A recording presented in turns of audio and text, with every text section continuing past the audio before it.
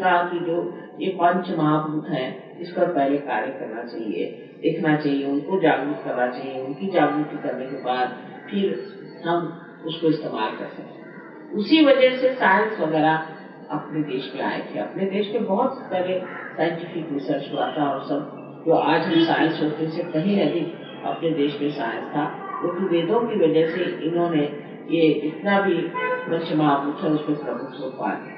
और आप भी पा सकते हैं, सहयोग से आप उस पर भी प्रभुत्व पा सकते हैं, पर आप हाथ तो हिलाएं, आप उधर ध्यान तो दें। नहीं तो ये कि माँ आप देखिए हमारी माँ बीमार है, अरे भाई तो तुम सहयोगी हो, तुम उसको ठीक कर सकते, तुम हाथ तो लगाओ, पहले देखो तो सही तुम ठीक कर सकते हो कि नहीं। अगर तुम नहीं ठीक कर सकते तो मेरे पास ले आओ। वैसी बात है, सब चीज माँ करे। कोई अगर बीमार हो गया तो माँ करेगी, कुछ तकलीफ होगी तो माँ को फोन करो। आप देख लीजिए कि आप स्वयं उसको ठीक कर सकते हैं, आप उस पर हाथ रखें, वो सीख लें, कार्यरत है, आप स्वयं शक्तिशाली, आप में अनंत शक्तियां, आप उन शक्तियों को इस्तेमाल करें जो आपको दी गई है, उसको आप अपने हाथों से लोगों को बांटे, तो आपको आश्चर्य होगा कि आपके पास कितनी शक्तियां, स्वयं आपकी शक्तियां पूरी तरह से प्रस्फुटित हो सकती है। यही मैं बार बार सबसे कहती हूँ कि आप लोग कुछ करो, जो देखो सो मेरे ही ऊपर में डाल देने से कोई फायदा नहीं। अच्छा मैं तो ठीक कर दूंगी, लेकिन तुम मुझसे अच्छा कर सकते हो तो क्यों नहीं करते? तुम खुद ही से करो, एक दूसरे की भी मदद करना चाहिए। सहयोग में एक अगर बीमार है और दूसरा अगर ठीक है तो उसको जा करके उनको मदद करिए, फौरन दौड़ के जाइए, देखिए आप कार्यान्वित होते हैं। जब नहीं हुए तो फिर मुझे, पर मैं आपसे कहती हूँ कि बिल्कुल हर वक्त आपके पास ये शक्ति है और इसका जितना आप उपयोग करेंगे उतनी ही वो बहेगी, उतनी ही वो कार्यरत होगी और उतने ही आप यशस्वी होंगे। लेकिन अपने ऊपर विश्वास रखें कि हमें माँ ने कहा है, वाकई में हमारे अंदर चीज है, हमें बढ़ाना चाहिए।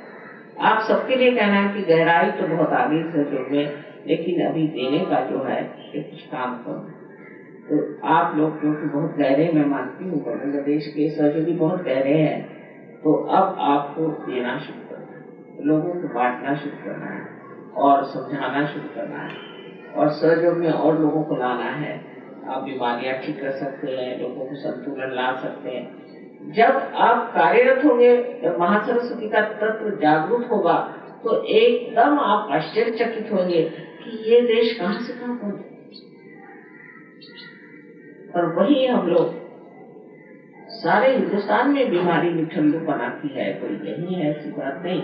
सभी तुम लोग आलसी हैं और उसके आलसी बना के बहुत से बहाने भी हैं कि क्यों नहीं हम करते, इस वजह से नहीं करते, उस वजह से नहीं करते। सहयोग में भी लोग बड़े बहाने बताते हैं। अब अगर बहाने बगैर बताए आप कार्यरत हो, जैसे कोई कहेगा कि भाई हम गए थे तो वहाँ चादर ही नहीं साफ थी, तो आप साफ कर लो। कोई ना कोई बहाने लगाना कि ऐसा था तो उसके नहीं होता। या फिर दूसरी बात कि भाई हमें तो बहुत डर लगता है समाज का, या हमारे भाई से हमें डर लगता है। ऐसे डरपोक लोगों से तो सहयोग हो नहीं सकता और उनका भी भला नहीं हो सकता। सहयोग डरपोक लोगों के लिए नहीं, वीरों के लिए। और इसमें हाथ डालना चाहिए, सामने बढ़ना चाहिए, सबको आपको आह्वान, चैलेंज देना चाहिए, आइए सामने देखते हैं, तब ये चीज होगी। क्योंकि आज आप देख रहे हैं कि कितनी ज्यादा काली विद्या इस बंगाल में फैली। मैं आई तब से कहीं बाप रे यहाँ की काली विद्या कितनी है, और कल से उसको सफाई कर रहे हैं। जिसको देखो वो उसको कहते मैं दीक्षित हूँ, वो दीक्षित है, ये दीक्षित है। जब सब दुखित ही है, दुखित क्या है? जो देखो सोई मेरा पैर टूट गया, मैं दीक्षित हूँ, मेरे सर में दर्द है, मैं दीक्षित हूँ। ये जो काली विद्या है, इससे भी गरीबी है। इस काली विद्या से छुटकारा पाना चाहिए और इसके लिए आप लोगों को कोई विशेष वस्तु होनी चाहिए। अगर आप भी, मैं इस धर्म का हूँ, मैं उस धर्म का हूँ, मैं इस गुरु का शिष्य हूँ, मैं उस गुरु का शिष्य हूँ, मेरे ये गुरु है, 17 गुरु के फोटो रखे हुए हैं, और ये सब जिसका आज तो कोई अच्छा अनुभव नहीं आया, जिसको आपने देखा नहीं, सुना नहीं, जाना नहीं, ऐसे लोगों के पीछे भागने से फायदा नहीं। जो आपके सामने है उसे लें और उसमें कार्य करें। तो हमारी जो आज की पूजा है, ये मेरे विचार से सारे हिंदुस्तान के लिए आज होनी चाहिए। मुझे लगता है सारे हिंदुस्तान में ये बीमारी है, कि हम कार्यरत हैं, बिल्कुल कार्यरत हैं। हम लोग जो हैं वो इच्छा बहुत जबरदस्त है, बहुत इच्छा हमको, एक जैसे पॉलिटिशियन जैसे कि मैं ये करूँगा वो करूँगा, और जैसे सीट पे बैठ गए तो फिर वो भूल ही जाते हैं, उनको कोई इच्छा ही नहीं रह जाती सिवाय पैसा कमाना। इसी प्रकार सहयोग में नहीं होना चाहिए, सहयोग में हमें कार्यरत होना है, और कार्यरत के लिए क्या क्या करना है इस पर विचार करना है। इसके लिए आप लोग मिले, आपस में बातचीत करें, हमें क्या करना है, हम क्या चीज कर सकते हैं, इस चीज से हम इसको बढ़ावा दे सकते हैं। कोई चीज सहयोग में ऐसी नहीं जो खटाई में नहीं पड़ी। ये जमीन दे दी एक्सपेरिमेंट्स के लिए, खरीद के दे दी, बड़ी सड़ रही, वो जमीन दे दी उसके लिए, वो सड़ रही।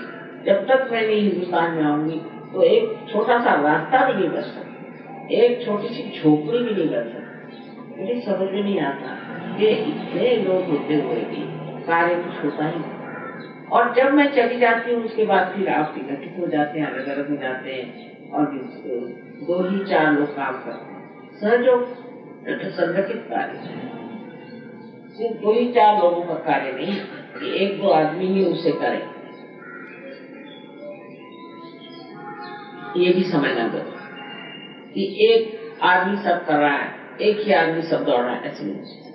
सबको संगठित होना है। एक शरीर के जैसे अनेक अवयव होते हैं, उसी प्रकार आप हरेक सहयोगी एक सहयोग का अंग है, और जो इस शरीर का अंग है वो अगर समझ लीजिए एक उंगली का गड़बड़ हो जाए तो सारे शरीर में पीड़ा तो होगी, किंतु इस उंगली का कार्य ही समाप्त हो जाने से अब दूसरी कहाँ से उंगली लाई है।